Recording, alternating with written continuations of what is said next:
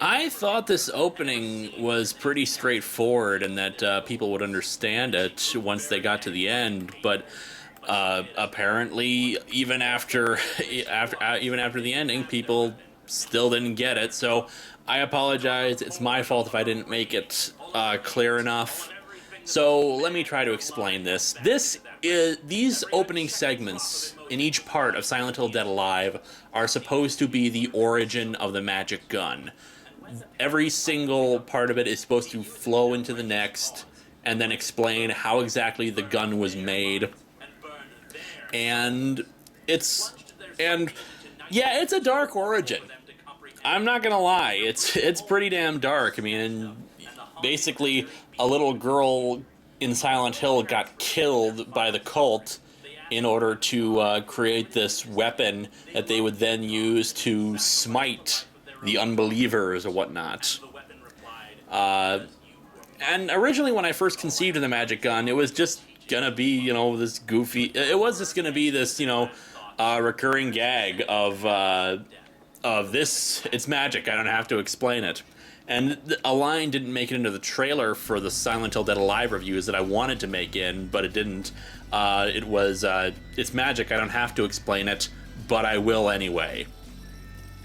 And yeah, I never really had any idea about what the magic gun was supposed to be, but I liked this. I liked the idea of having, more storyline stuff within the context of the universe of Atop the Fourth Wall.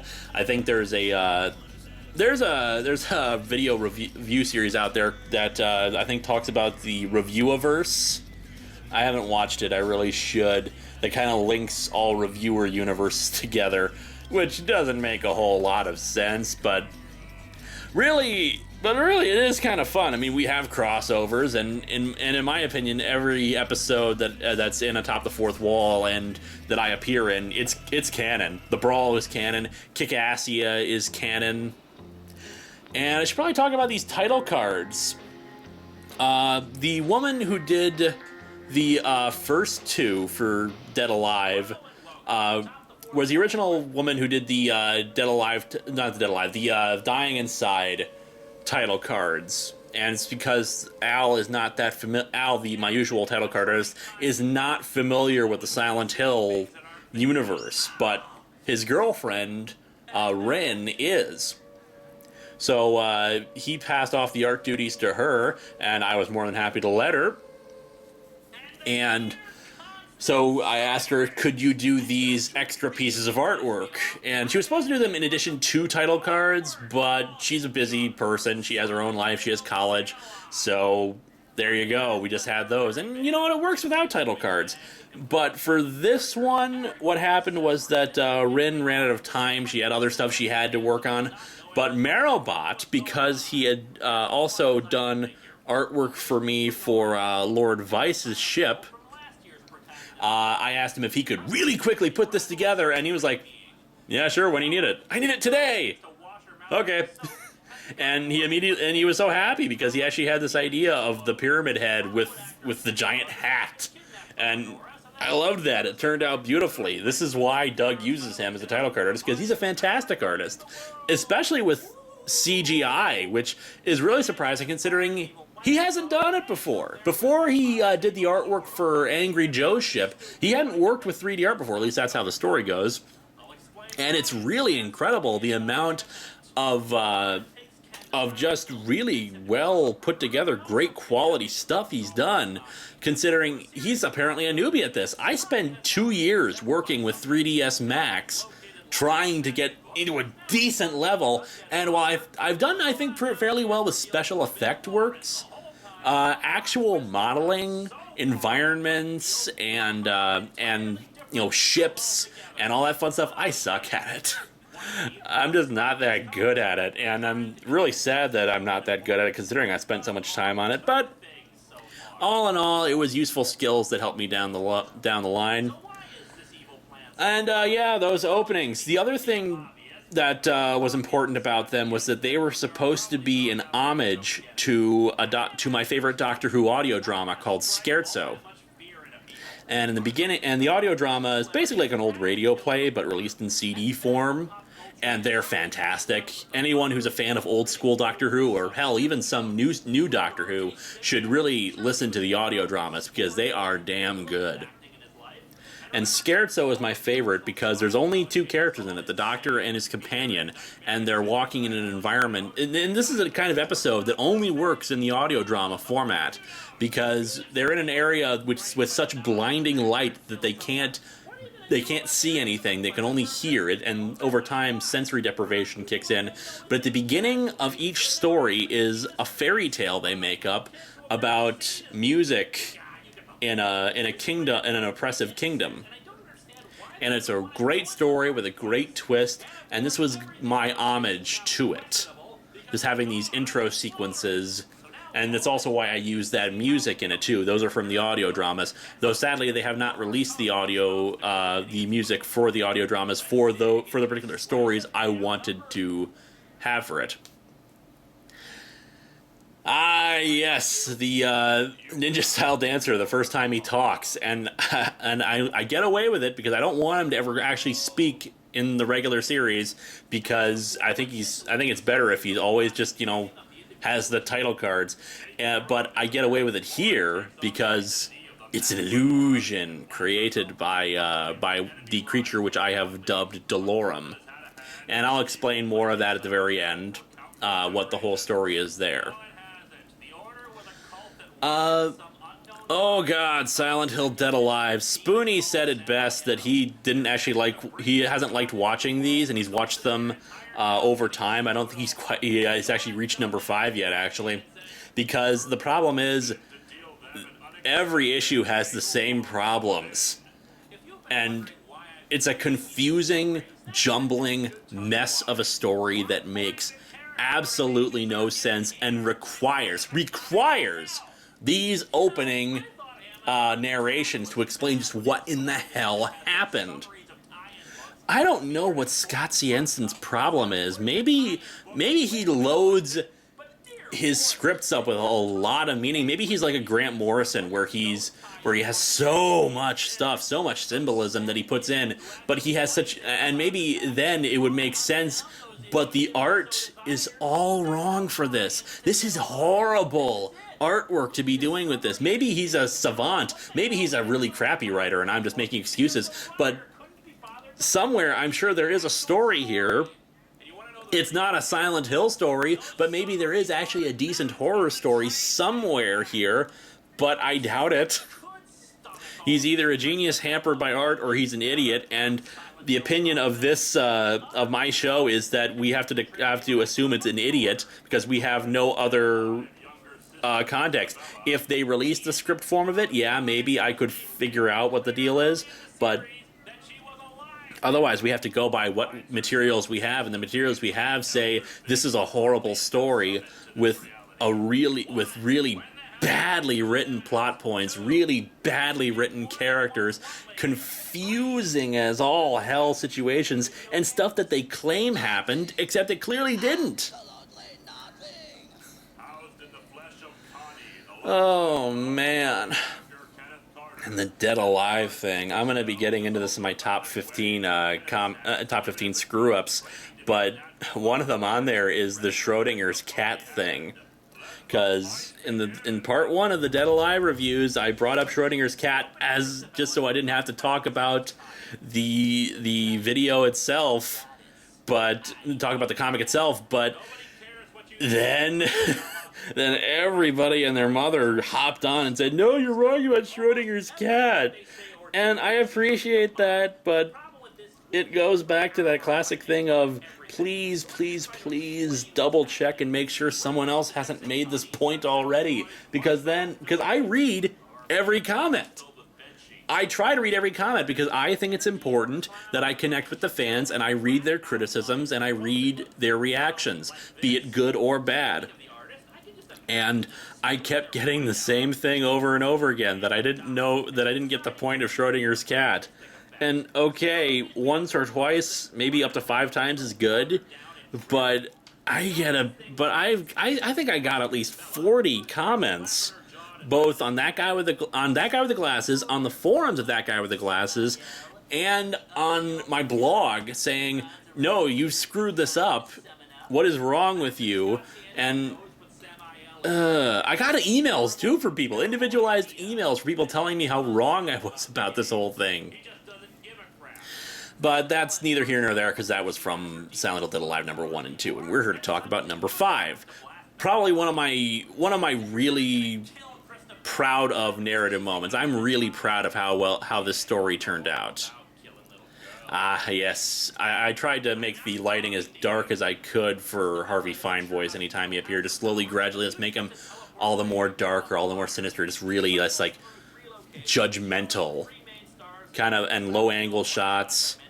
And just, like, make him this dark figure criticizing you. What is wrong with you, you murdering waste of trash?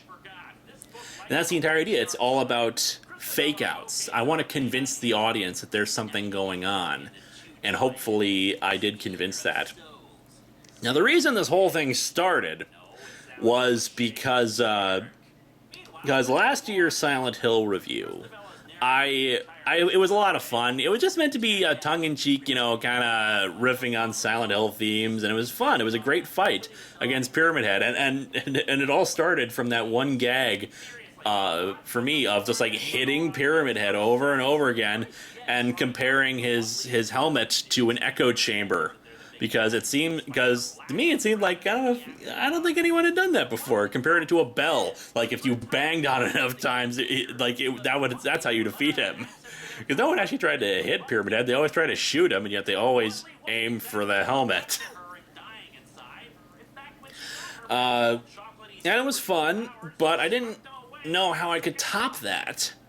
Because it would just be a rehash, and I need to think of a whole bunch of Silent Hill-esque gags, and I pretty much used up most of them for the first one. There were a couple of Silent Hill tropes I think that I hadn't gotten to, but since I couldn't think of anything beyond like 1 or 2 that I hadn't used before, I had to do something different with it. So I decided, okay, well, I'll have a narrative. I'll have an actual story going on. And what helped that was because this is so not a Silent Hill story. This comic is such an antithesis of everything Silent Hill is and everything it stands for, that I felt I could do a better Silent Hill story than this waste of trash, than this waste of pen and paper. I don't even know what's going on half the time in this story. I was just kind of shaking my head, just going, what the hell is going on? Oh, God. Trying to make sense of this story is like repeatedly hitting yourself in the face with a hardcover book in order to try to read it. Oh, me, oh my. But yeah, that was the idea of it. I just wanted to do something different than last year. I think for next year, I'll probably do another lighthearted, fun Silent Hill story, because I'm going to close out my Silent Hill trilogy. That will be the last Silent Hill comics I review, because there's only 3 really bad ones left. I haven't read issue 2 or issue 3 of Past Life yet, even though Tom Waltz was very nice and sent me review copies of them. I really need to do something with them. Sorry,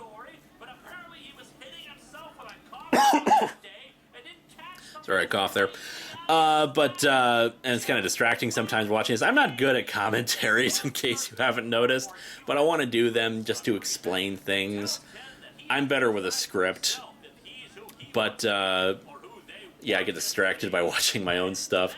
But anyway, yeah, I just wanted to top what I had done last year, and for this coming year, I'm going to close out the Silent Hill trilogy with the 3 one-shots that Scott Jensen did in between Dying Inside and Dead Alive. And that will probably be the end of the Silent Hill comic reviews until I get something else that... until they make another bad Silent Hill comic that I can make fun of. And really, what was the point of the Whatleys? Like, they keep saying that they're somehow important. They keep claiming them to be the big bads and they're all in charge. But we don't learn anything about them. We learn nothing. They don't exist. There's no point in it. And I get the idea that maybe they're trying to redeem Christabella and make her a more interesting character and someone we want to read about and want to see redeemed. But it's not done very well. There's nothing really changed about her. She still swears up a storm. She doesn't do anything that would make her seem like more like a good person. Yet they claim that that's what's happening. Oh me, oh my, oh me. I kind of see the Silent Hill reviews as the season finales of the show because, of course, I put out a review every week. But as such, I don't have a traditional season per se. But I like to celebrate anniversaries. I'm a sentimental like that. So every year I do a Clone Saga review, and that's fun. And we can start. And I like to celebrate the fact that it's a new year reviewing comics. This is how we're going to be. Here's where we go from here, and this next block of episodes will be fantastic. And so the Silent Hill, I want them to be something big and glorious and special because they're the season finale. And you should do something special for that because it's a special event. And I love Halloween. I freaking love Halloween. I like to be scared. For this year, me and Liz watched a whole bunch of horror movies. Not every night, but a whole bunch of nights. We marathoned all the Simpsons Halloween specials, some of which I hadn't seen in years. Plus, the ones we watched were uncut. So I knew there were some jokes in there that I had missed because I like remembered them. But I knew there was just like something that had been cut for syndication. But anyway, I'm getting off track.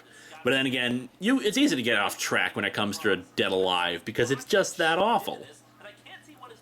Let's talk about another thing that was in another review that a lot of people commented on.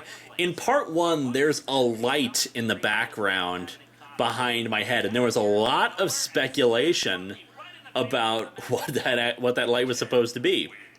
So I'm going to just reveal the truth of it. One of the blinds on my window was open, and light was streaming in. That's it. That's what it was. I have since corrected the problem in that one of the blinds on the window of the new place, it was actually bigger than all the others, and so it was always scraping along the bottom and like leaving a crack open for light to shine through. And that's all. I hadn't intentioned. It wasn't my intention to actually have that there. But yeah, that's the truth behind it. But if you want a story explanation for it, I did come up with one. Lord Vice, that was the transmission of a signal, or whatever you want to call it, just something, the activation of all the events that transpired in the Silent Hill stuff. That light was just something I hadn't actually seen.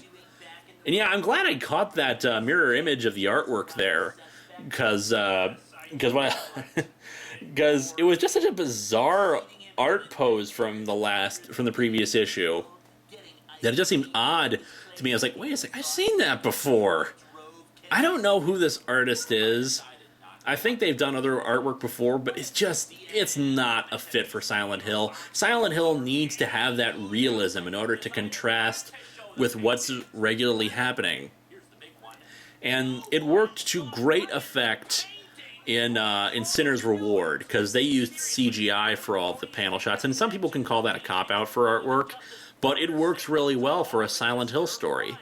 That's like saying a guy goes on a killing spree of women sitting in chairs because he was inspired by the Mona Lisa. And the logic here, the plan of the Whatleys to make it seem like that they want everything to be consumed in darkness.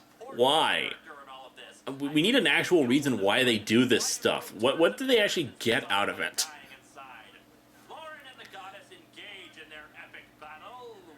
I say they engage in an epic duel when really they don't. They just kind of square off and exchange dialogue. And yeah, I know I never explained what happened to the dog. The dog lives. That's it. The dog survived, and I kept waiting for the heel to turn, like the dog would get killed or something. But Love someone. How can nope, anything nothing came of it. name of that love I really should have given some closure on that because everyone was expecting me to make a "bear will live" joke in relation to the nostalgia critics' "boomer will live" recurring gag. I don't like to use Doug's recurring gags unless I really have a good reason to do so. I just like, of course, because it's a really good gag.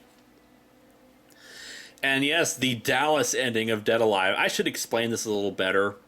The comic is really ambiguous about what the hell actually happened, but it's clear that an alternate universe has spawned from whatever Kenneth did. And as a result, everyone's alive, everyone's okay, and Christabel is in charge of Silent Hill again. It wasn't that everything was all a dream, it's that it spawned a new alternate dimension. And it's absolutely stupid. It's such a cop-out, and it comes completely out of left field. serious? We come to Ken waking up But yeah, it feels very much like Dallas because Kenneth just wakes up in bed. in an alternate reality. Same I can't, and living with I just can't believe I really know that that Dallas joke. Silent Hill again. I never watched Dallas. What the Sam flippin' hell? There's also another bit of text there for Christabella where it says that the forces behind Silent Hill prefer the evil we know versus the evil that we don't know, or some bull crap like that. It's such an awful story. I review some really bad comics on my show, but man, there was nothing quite like Dead Alive that so misses the point, maybe dying inside. Scott Siensen, I hear, makes really good Godzilla stories or something, but Boring and stupid. I don't know. The biggest blow since Monster and It's just awful. And here we're coming up on the end of this story. Oh yes, it felt very much like an MS3K. There's no dig. There was a, for those of you who don't get the joke, there's an episode of MS3K called Monster a Go Go. The movie, there's scientists hunting down a monster, and at the very end, suddenly this narration comes up that says, "Suddenly there was no monster, there was no trace," and it just leaves you on a big puzzle about what the hell happened. Yes, here we go. I liked this idea. I knew the gag that I wanted to use for the Otherworld sequences was to invert the common trope of the fog by just have a little electric fan. I'll blow the fog away. I think I wanted to do a vacuum cleaner, but don't think I owned a vacuum cleaner quite yet, or I hadn't used it yet. And here's my one real Silent Hill-esque gag, and this is actually the last thing I filmed for the Silent Hill review. Because I needed a transition shot. The fight was the first thing I filmed, well, quote-unquote fight, because there isn't really a fight in this. There's some shots fired off, there's some, exchange of banter, but there isn't really a fight, per se, not in the traditional sense like I'll usually do. But yeah, this is the last thing I filmed because I needed a Silent Hill-esque gag to transition into it, and I liked it. I thought it was really damn funny. Because I think that was the last Silent Hill trope I hadn't brought up yet. Why do I keep saying these things? I like that some people interpret this as that all my side characters are all visions inside my head. No, in the context of the show, Harvey and 90s Kid and everybody else, they all exist. They all exist in the show. It's just playing them against me. I don't have many actors at my disposal to act out these scenes. Liz was a real trooper, putting on these bandages because apparently she could not breathe at all behind them. I had to adjust the bandages several times so that she could better. And there's a of course Poyo's in the background there. I forgot to take him off of the bookshelf. Been in the hospital for years. That was the other thing. The sexy nurses. There's another Silent Hill gag. Because it's true, I haven't been in a hospital for years. I think I was in one within like 3 years or 4 years ago. Because I think my aunt said, because I think a family member or a friend gave birth. But that was it. And this book basically exists to explain things to me It serves two purposes. One is to explain what happened to me so that I can fully grasp the context of what happened, and it's also going to be stuff for later down the line in terms of storyline. The poem that I'm reading in the next page, beneath the seas, besides the flame, off the coast where the lost beast came. That has nothing to do with the Silent Hill stuff. That is foreshadowing. Flame off the coast where the lost beast came. And I'll explain, and maybe, and you get to explain that in hindsight when you finally get to see what the whole story is behind that. But yeah, this aged book took me forever to make, actually, like longer than it was supposed to, because the plan was that because I had read up on how to age books and make them look antique-y, and it was all about dipping it in tea, and it never seemed brown enough to me, but until I finally just gave up and took them out, and it took forever for the pages to dry.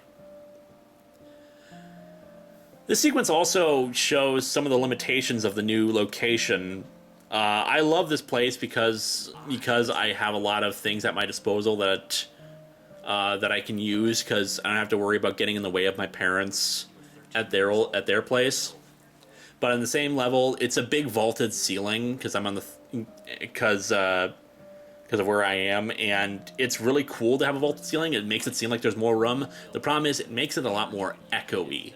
And my cameras traditionally don't have a lot of mic support. This new one that I'm actually recording this commentary on has a mic jack, so maybe I can buy a shotgun mic and a boom mic and whatnot. But at the time of filming this, I did not, so there was probably a lot of echo. So, this sequence. When I first conceived of this, I actually had the idea of leaving it ambiguous.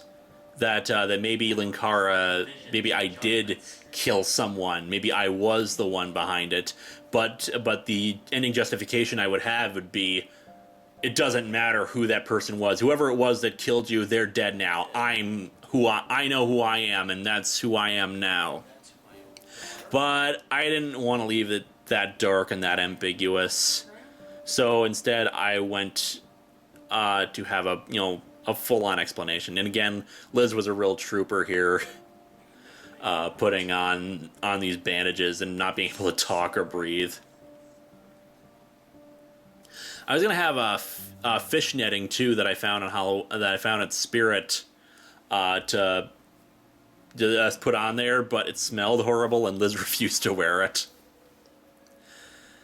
And this shot, I just filmed this in front of a blank wall and turned up the brightness up high, and I was really tired, so I think it really helped the illusion of, the worn eyes. And of course, that chick with the goggles was kind enough to lend her voice for this, mostly because she was supposed to appear in the 100th episode when everyone was singing my theme song, but she didn't realize when the cutoff date was supposed to be, so she felt really bad about missing out on that. So I thought, okay, I can use you for this. And this is my big hero moment, inspired by Doctor Who season 5 with Matt Smith's. I defeated you time and time again. I am the Doctor, and I love these big hero moments. And I think the biggest problem for me with this scene, the one thing that I was having trouble with, was music. I wasn't sure what music I wanted to use for this scene, because I have a pretty big selection of music, but I just didn't know anything that would be epic enough. And so I asked on Twitter. I got like 200-300 responses from people like suggesting stuff. But my favorite was Ecstasy of Gold by oh god, I suddenly forgot his name. I think it's from The Good, the Bad, and the Ugly. Because ever since my theme song, which is called the Gunslinger theme, there's been a kind of semi-Western motif with me and my gun. And while I'm traditionally trying to play up the series as comic book heroes and villains and comic book-esque storylines, I am very much a gunslinger theme because, well, I like my gun. I hit my trash can there, sorry. And so here's the full explanation about. Actually, one quick thing. People ask why I didn't yell "I am a man." Liz wanted me to yell "I am a man" because "I am a man" is a gag. It's a joke. It's not supposed to be something that I do seriously for the sequence. It would be completely out of place if I just said, "I am Linkara and I am a man." It only works if I'm doing it to punch something because it's so ridiculous. It might have fit with it, but I think I wanted to actually have this be a big hero moment without a big bunch of laughs. And I think I wanted to, but I still slipped it in by saying I am the man who did this. I am the man who blah blah blah blah blah. So here's the full content, the full story. It was supposed to be subtle, but here's the full explanation. Mechakara was around during the events of the first Silent Hill review, so he saw firsthand the magical properties of what happened. He just didn't have any of the resources to exploit it. When he joined forces with Lord Vice, he suddenly had the resources to gain access to Silent Hill and contact the spirit of the gun, or rather the revenge spirit of the gun. See, as was said in the narratives at the beginning of each episode, the gun killed them all. The girl's spirit inside the gun became so full of rage and hate that she wanted revenge for what happened to her, and she killed everybody involved in it. And great, revenge is fulfilled. And then the little girl wasn't angry anymore. Let me just explain the pyramid head here. I like my old pyramid head design. It's someone said it was the most ghetto pyramid head they had ever seen before, but I wanted something that matched more to the actual games, and I wanted something that looked more like Pyramid Head. And so the prop lady came over, drove the 2-hour drive down. I was so grateful to her, and helped me construct it. And it turned out great. It was a lot more comfortable to wear than the other one. We got Ron Jones' Star Trek TNG music here. I love it. Anyway, and this sound right here, that's more foreshadowing for later down the line. Anyway, the full story of what happened. Mechakara, now that the spirit did not have any need for revenge anymore, it was, had no reason to exist. So it was going to be, just cast aside. It had no reason to exist anymore. It would just fade away. But Mechakara got in touch with it and basically manipulated it with, Vice's resources to transfer the guilt. Transfer it over to another person and make them think that they were her father or her mother or anyone related to this whole cult that created it. As a result, it tried to convince Linkara that it was her father, and was to drive him insane and drive him to the point where he would be so morally outraged at what he had done that the only way he could see to make it right was to kill himself. 2 birds with 1 stone. It would have a continuous reason to exist, and Mechakara and Lord Vice would defeat him. And yes, the reveal of Lord Vice, whose costume was also designed by the prop lady. This is all shot in front of a blue screen, which has actually worked better than the green screen in the past. Anyway, back to the story, I gotta say. The reason why the plan didn't work was because they didn't realize that there was still an actual spirit inside the gun that had no more rage. And it saw Linkara not as an adversary, but as a partner and a friend. And so, without no more reason to exist, Linkara was able to purify her with the power of Saba and the magic gun, and there we have it. I did a more detailed explanation on Spoonie's forum. But anyway, this. I didn't really originally have plans for Dr. Link Sano to make a big comeback until I finalized how this entire storyline is going to end. And of course, I'll let that unfold. But now uniting the 3 villains together, I'm really liking where this is going to go, and I'm really hoping you all do too. With the reveal of Lord Vice. Mostly the reason why I hadn't revealed Lord Vice before is because I didn't have all the costume pieces. I had the glove first, Then I had the full costume, but since I had only revealed the glove before, I decided to do a slow reveal of each component until we have what we have here. I wanted to end on something that would give the fans, a real treat, a real make this incorporate this into the overall storyline of the show. And I like how Lord Weiss looks. You'll see him in action when I finally have the confrontation with him. But he's supposed to look like the pieces are kind of cobbled together. That obviously components are just kind of patchworked on, like he's always trying to perfect it, always trying to make it better and more advanced and more technological. And I really like how he turned out. Some people say he looks goofy. And yeah, he does look a little goofy, but lots of villains still look goofy, and yet he still has that voice, and he's still going to kick ass.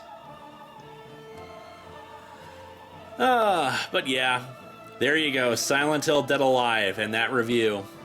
Oh, one last thing. People were telling how could Linkara not realize that there was an age difference, that the only way for Dolorum to be alive would be if Linkara had her when he was 10 years old. And yeah, you're right.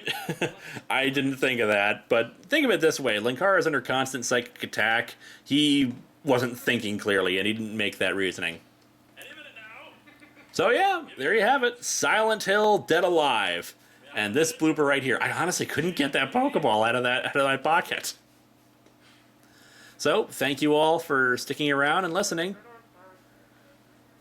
Da da da da da da.